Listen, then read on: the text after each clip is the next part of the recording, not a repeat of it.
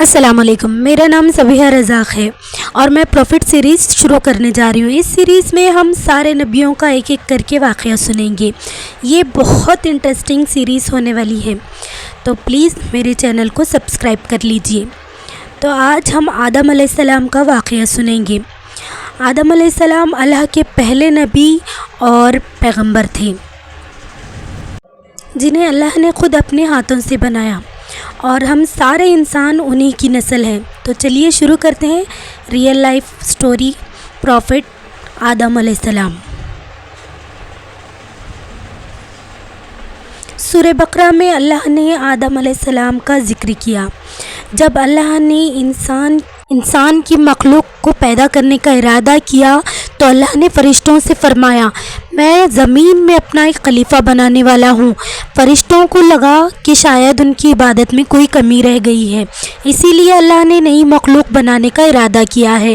فرشتوں نے جنوں جیسی دوسری مخلوق بھی دیکھی تھی جو زیادہ عقل نہیں رکھتی تھی اور خوریزی کرتی تھی، اور فرشتوں نے اللہ سے کہا، ہم تیری تسبیح حمد پاکی بیان کرتے ہیں، کیا تو ایسی مخلوق پیدا کرے گا جو زمین میں فساد کرے گی اور خون خرابہ کرے گی؟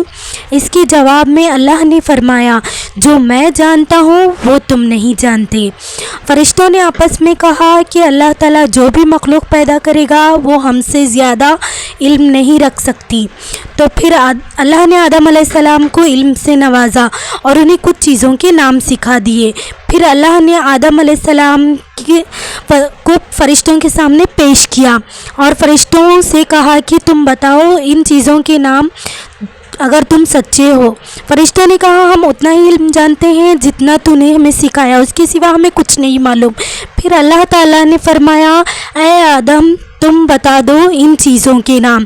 پھر جب آدم نے ان چیزوں کے نام بتا دیے تو اللہ نے فرشتوں سے فرمایا کہ میں نہ کہتا تھا کہ میں آسمانی اور زمینی چیزوں کے پوشیدہ ناموں کو جانتا ہوں۔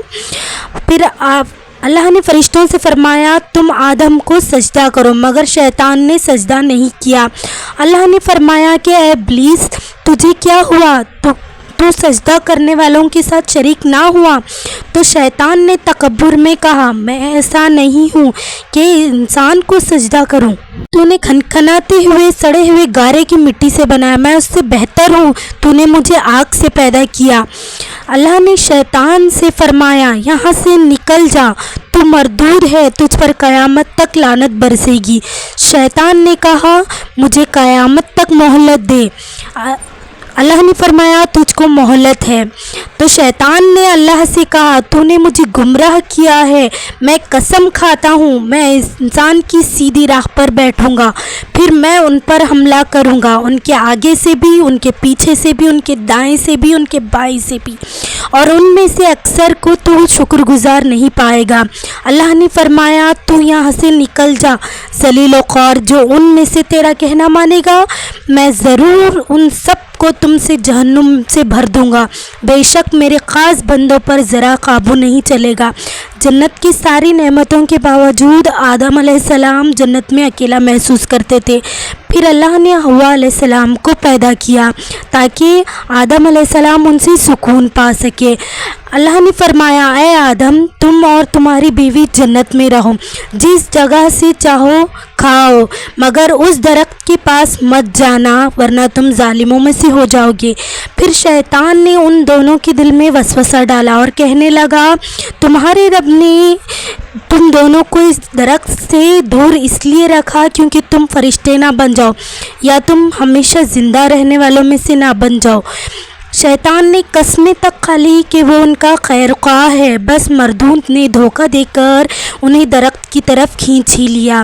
جب آدم اور حوا علیہ السلام نے اس درخت کے پھل کو کھا لیا تو ان کی سطر کی چیزیں کھل گئی اور وہ درخت کی پتوں کو توڑ توڑ کر اپنے سطر کو چھپانے لگے۔ پھر اللہ نے ان کو پکارا اور فرمایا، کیا میں تم دونوں کو ان درخت سے منع نہ کر چکا تھا اور یہ نہ کہہ چکا تھا کہ شیطان تمہارا کھلا دشمن ہے؟ تو آدم اور حوا علیہ السلام نے فرمایا، اے ہمارے رب، ہم نے اپنے اوپر بہت ظلم کیا ہے، آپ ہمیں نہ بخشیں گے تو ہم ضرور تباہ و برباد ہو جائیں گے۔ تو اللہ نے فرمایا تم سب جنت سے نیچے اتر جاؤ، اب سے تم ایک دوسرے کے دشمن ہو اور تمہارے لیے زمین پر رہنے کے لیے جگہ ہے، ایک مدت تک تم نفع حاصل کرنا ہے، اب تم کو وہیں زندگی گزارنی ہے اور وہیں مرنا ہے، وہیں پر پھر سے پیدا ہونا ہے۔